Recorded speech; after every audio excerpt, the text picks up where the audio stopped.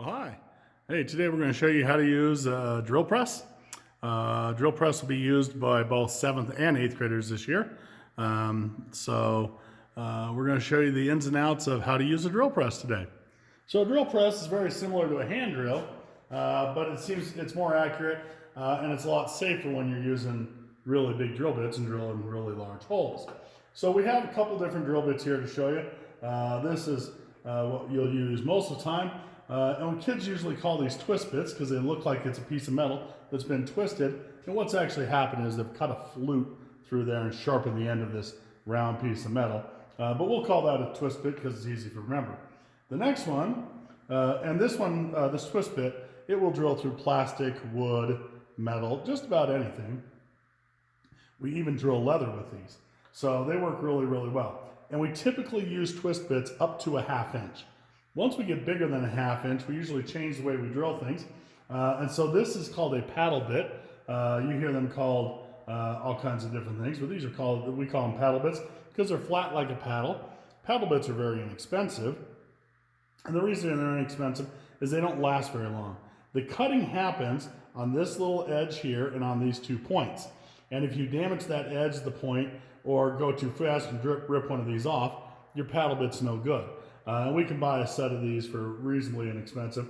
The bad thing about a paddle bit is if I drill a hole and it's a little too small, I can't grab the next size up and drill through that same hole. Paddle bits rely on that center point to drill that hole. Then I have a set of Forstner bits, and these are drilling really big holes, and you can see the way these cut is there's teeth out here on the perimeter that will cut, and then there is a long sharp edge here and here that cut the rest of it.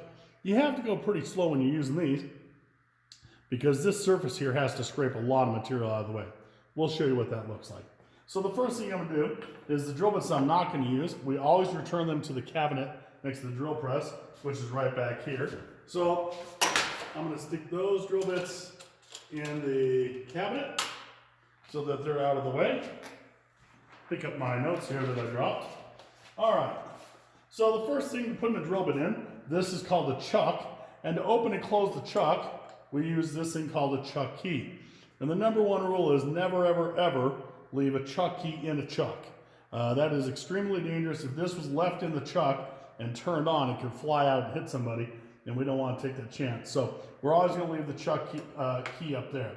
So the way this works is I can turn the chuck open, put the drill bit in, and then I'm going to tighten it down by hand until it'll hold my drill bit. Once I've done that, I take the chuck key and I lock the chuck by sticking it in this hole, and giving it a twist, and I like to go around to each one of the holes and give each one of them a twist. That seems to work pretty well for me for tightening them up. Okay?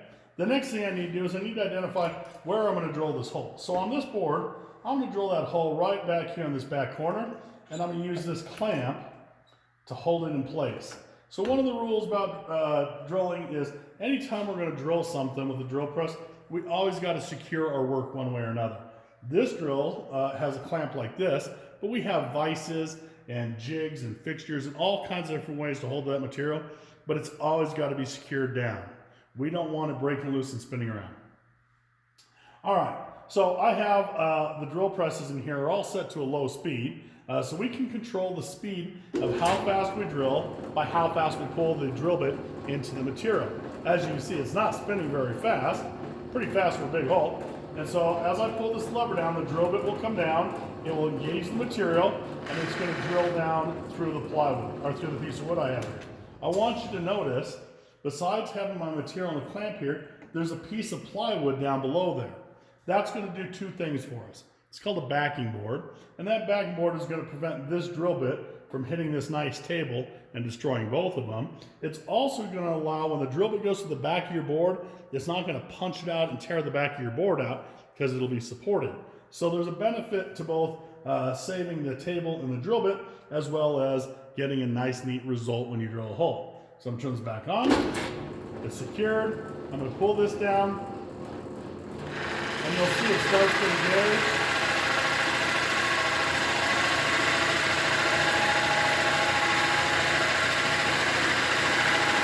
listen. Oh, did you hear a change in the sound? That's the sound when it went through and hit the plywood. You can actually hear a change, and it actually cut that last little piece of wood out of the way. Now, the next thing, you see there's a huge mess here, and that happens every time we drill a big hole like this. Do not play with the sawdust. Okay, it's really dangerous if this gets in someone's eyes. And so what we're going to do is we're simply going to unclamp this board, put the sawdust on the ground. We'll sweep it up at the end of the hour. Get rid of that sawdust.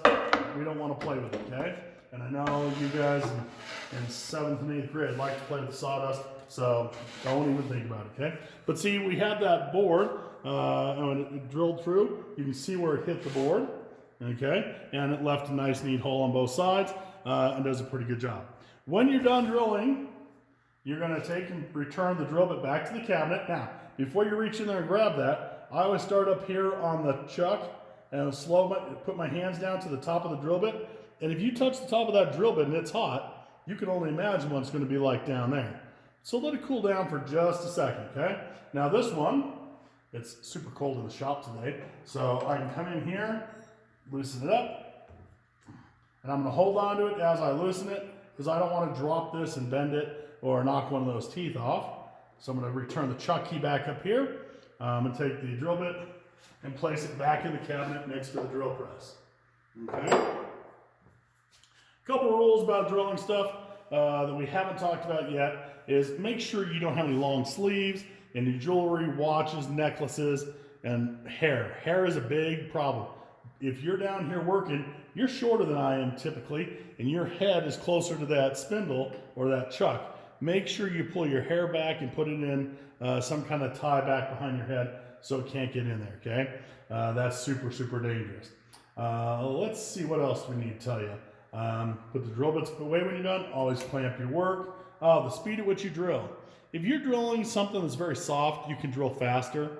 But if you're drilling something hard, you're going to take your time, slow down, and cut through there. If you start to see, if you hear the machine slowing way down, you're probably drilling too quickly, okay? If you smell burning, you're probably going too slow. That has been my experience on controlling the speed of a drill press, okay? Let me see if there's anything I have forgot to tell you. Let's see here. We talked about removing your jewelry and wearing eyeglasses all the time. Oh, here's one. If for some reason you're drilling and your board were to break loose and start spinning around on here, when you're holding this down, it's pretty safe. Okay, don't let go of the handle, don't run away from the machine. If it breaks loose and starts to spin, don't reach out and grab it, just turn off the machine, okay? We call that helicoptering when it's spinning around on a drill bit. So if your board starts to helicopter, don't reach out and grab it, just turn off the machine, okay? And you'll be grand. Let's see, make sure you remove the chuck key from the chuck, we talked about that. Hard material must be drilled slow, soft material may be drilled faster, and secure your work at all times. If you keep your hands and hair out of the drill bit and you're paying attention to what you do, you should have no problems running the drill press. All right, have a good day.